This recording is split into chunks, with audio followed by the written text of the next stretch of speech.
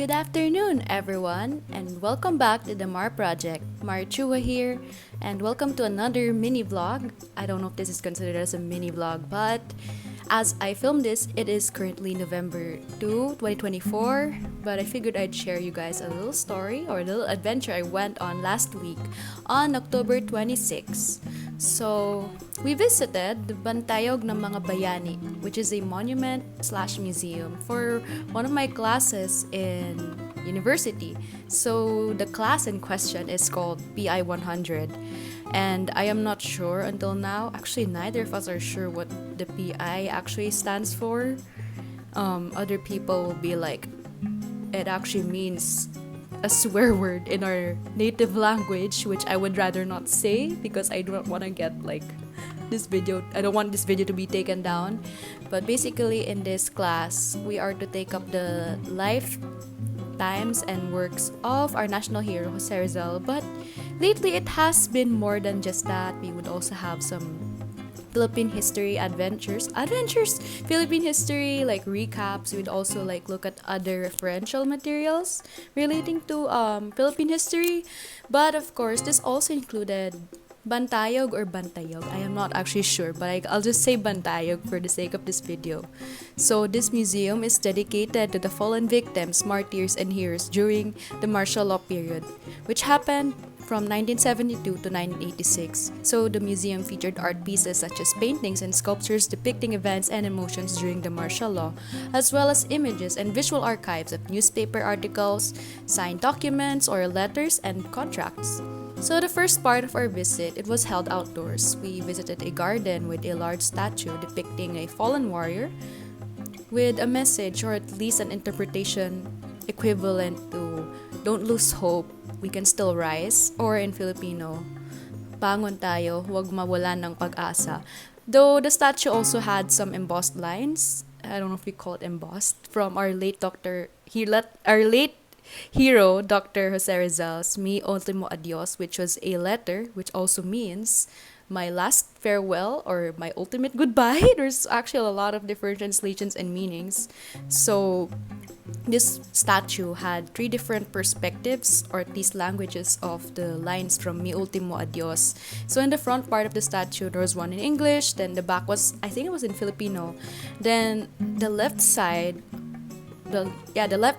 was in its original Spanish language because Jose Rizal wrote many of his works in Spanish, which included his novels Noli Me Tangere and El Filibusterismo. I guess it was also why we were to visit this museum because it also had a touch of Rizal in it. So after admiring the statue up close and reading the text, we also stopped by to look at a large wall with headstones with more than hundreds of names of the martyrs who fought during the martial law. So every year, the families of these victims could choose to add a name to the wall. So there are more names that are added each year, and I think as of the visit there were like 336 names. I'm not sure, but it was definitely over 300.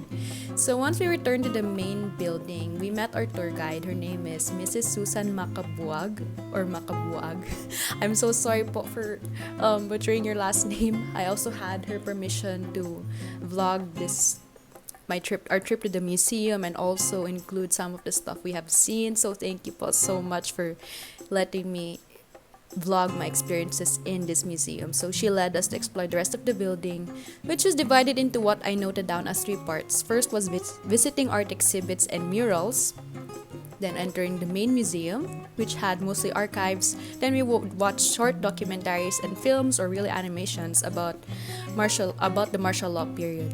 So we would admire art pieces as our tour guide shared with us the stories behind the works. Though my favorite one in particular was called The Sabbath of the Witches, or in Tagalog, I guess it's called Fiesta ng mga Aswang by Jaime de Guzman. So the painting had some skulls looking like they were having a feast. So if I'm not mistaken, based on Mrs. Susan's interpretation, this was meant to represent the elite or the ruling class. It kind of actually made me think of the phrase the souls of the damned or the wretched, and I'm kind of like really big into like those scary gothic horror aesthetic stuff. Hence probably why I'm also like really into rock and metal music. And there was even like a crazy story behind the painting, such as how the one who donated it even had to go as far as hiding a painting in the bedroom, having it smuggled multiple times. It was a very long story on how that painting was brought to the museum. We also visited some murals, and as a, if I'm not mistaken, she was actually, yeah, she was alive during the martial law period, and she would even show us the murals that had some names of students or also martyrs, and she would even go like saying, this person was my classmate, this was a very close friend of mine. Indigenous peoples. In UP, a few months ago lang, nagkaroon kami ng anong issue naman nila is later on, makukuha din natin, the construction of the Kaliwa Dam. No, ibang issue naman yun sa kanila. It was heartbreaking, but for me, I believe that being alive during that time period actually contributes more sincerity to, understanding how the museum works, how these experiences were actually properly documented. So there was also a deeper understanding and a glimpse into what life was like for her and those around during the 1970s. Then after looking at the murals, we also stopped into the museum archives where we could find the belongings left behind by the victims, or signed documents, original copies, and other propaganda media. So this was also like a separate museum, like a room of its own, but I just refer to the whole building as the museum. And this one where we entered is what I would call the main museum. It also had a really cool looking door that had like two hands balled into fists, and then instead of doorknobs, right? So these hands had like chains that were broken, and Mrs. Susan was like, this is meant to interpret the victims breaking the chains of bondage, kind of like fighting for the revolutionary spirit, something like that. And it was like, wow, it's a really interesting door. Also kind of creepy because of how realistic it looks, but hey, some people are just absolutely talented. So the museum, and I mean the main museum tour, it was divided into 10 different sections.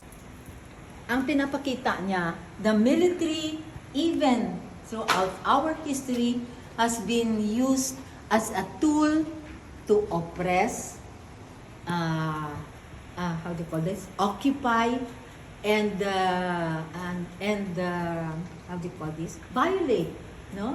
The rights of a people. Section 1, there's a guide, the Spanish occupation, colonization, U.S. Na? I don't know if you've heard about the Balangida bells. Where we were lectured about the timeline of the martial law period. So, there was like poverty, there were like some crazy projects launched here and there. Aside from the pictures and documents, there were also some useful flowcharts and infographics to help us understand the contents of the museum as a whole better. Claudio? UP also, Professor? Ayan. Signs of the times. Ito yung mga tinatawag nating mga mosquito breaths. No, wala talagang hindi. So section 2 I was more interested in looking at because it had like some stuff about poverty, socioeconomic classes, on how now it used to be like the farmers are the lower class people that used to quote-unquote rule the socioeconomic classes during the 1970s or earlier periods because of how there were a lot of them during the time, but now it seems that regardless of how many people are financially struggling or having difficulties, surviving like class status, it seems that now the elites are ruling, which brings us back again to the painting. Pero she's from Negros. Nagi siyang image of malnutrition and hunger during the martial law period, no? Or 1960. So the following sections like 3 and 4, we learned also about involvement of the other countries during martial law period, including but not limited to country alliances or like fighting for certain properties, like hippity hoppity, this island is now my property or something. Section 3, we have Eto noon, naiinis talaga ako eh. Campaign ito for Statehood USA eh. Yung mga tao na gustong maging state tayo ng US. Anyway, and the Subic Naval Base, no? So, their term was already ended, di ba? 50 years lang sila na Okay. President Marcos, kasi at that time, yung Sabah as a territory was a British territory. Now, iniwan na ng British. Sabi niya, ayaw na namin dyan. Bahala na kayo dyan, whatever. Now, instead of bringing this claim, and also the rise of certain anti-political or just revolutionary groups. And there's just a ton of like stuff that Mrs. Susan got to share with us, both personal and her own understanding of what events took place. okay, ang pangalan, si Dobby Bim, siguro hindi siya nabigyan ng,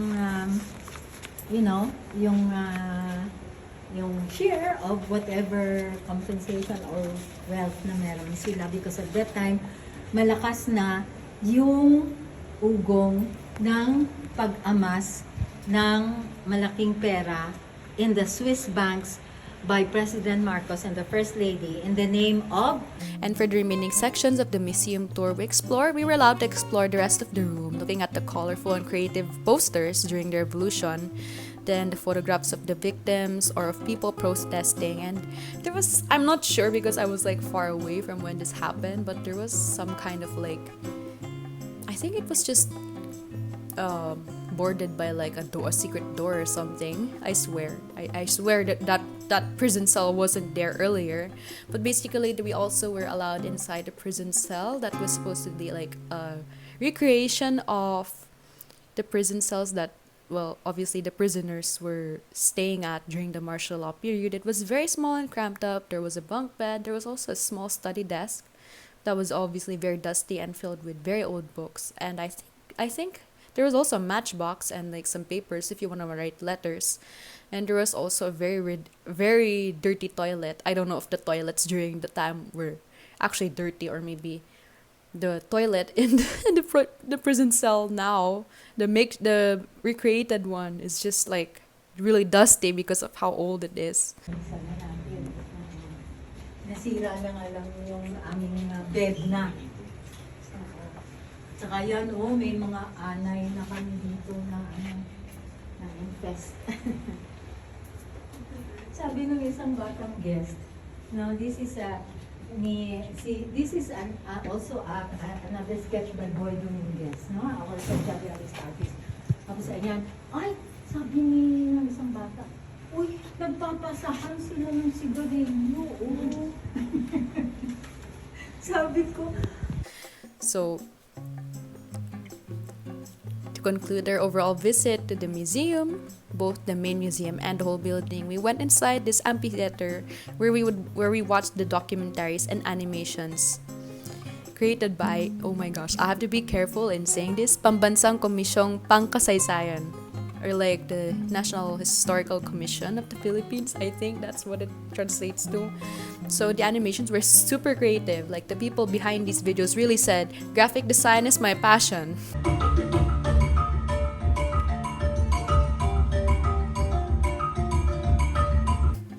So it was basically debunking myths about what happened during martial law. There was also like a timeline of the projects raised and started, or like the secrets of this certain family here and there, something like that. Basically about learning about the whole presidency of this one guy. Then there was also one last video that was filled with a lot of protests and colorful posters and cheers and a lot of speeches here and there. It was an interesting sight.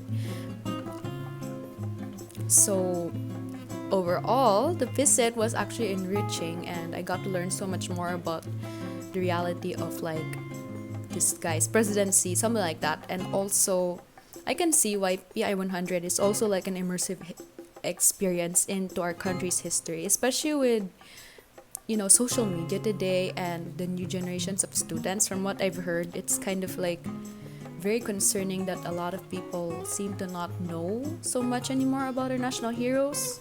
I'm not saying it's our generation that's affected, probably other generations of students. It's not really necessarily implying, but definitely it's like Oh my gosh, it's probably like Gen Alpha. I'm so sorry. As somebody who thankfully did not experience the skibidi toilet alpha Rizzler brain rot or whatever that those kids say these days.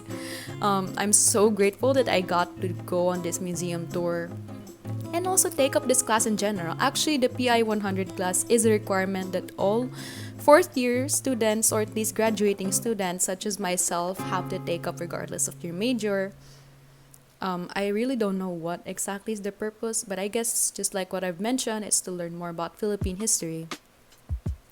I actually knew about the martial law history a little bit as early as learning about like the past Philippine presidents during my old social studies class in elementary school. But we only learned about like dictatorship and other stuff when I was already near high school. And we even read some political novels to like help us gain more information, although not fully related. Like the first political novels I read were Animal Farm. I actually even wrote a book blog post about it and also a book vlog review video on it. Yeah, by George Orwell. And I also read Dekada 70, which was supposedly a historical fiction based off the events of the 1970s to 80s. So it's a super good book, would also recommend it. It was also actually one of the very first, actually no, it was the very first book I read in Filipino as a novel. Because during high school and elementary, I always spoke more English than Filipino. And considering that I'm in UP, University of the Philippines, I wanted to learn more and more Tagalog. So when I read Dekada 70 as early as like 11th grade, it actually allowed me to gain a better understanding of like Filipino language and stuff. So yeah, I'm sorry, I think I yapped for too much. I'm also just like reading from a Concot script, which is actually just a draft of like the paper I have to submit, which is also a reaction/reflection paper on our Bantayog ng mga Bayani visit. So I am also sorry that this recording came in late because I was very busy the past week studying for midterm exams, and also I could not speak much during the actual visit because we already had our tour guide. Once again, thank you po, Mrs. Susan, for letting me include all of these tour footages for this video. Hopefully I can link down the website and get a promotion.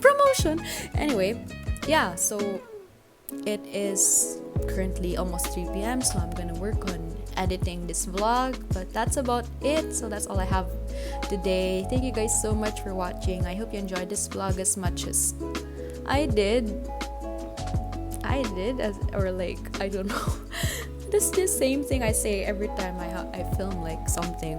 Anyways, so speaking of vlogs and other videos, you guys can also check out my book blog at Peach Pink Pages from WordPress. So we celebrated our 3rd anniversary, the blog's 3rd anniversary last September 12.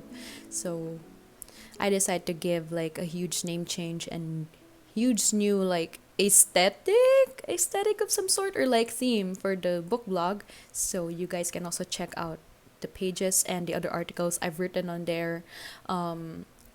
There's also my official vlog version of these some of these other books I've reviewed on. It's called Baby Reviews Books, but to be in line with the new changes of my book blog, I've also changed the title to Peaches Reviews Pages. I'm not sure if that's the correct title, but I'm pretty sure it's supposed to be related to the word peaches as well. Either way, thank you guys so much for watching, and I will see you in the next vlog. So this is Marichu of the Mar Project. Peace. And I said like this. Bye.